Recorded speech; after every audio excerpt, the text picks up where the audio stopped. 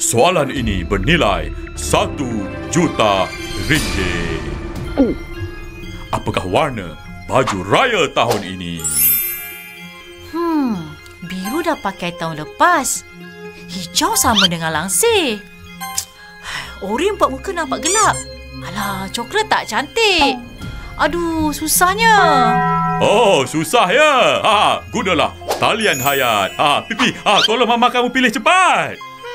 Pipi rasa warna pink lah, Mama. Warna pink. Okey, setuju.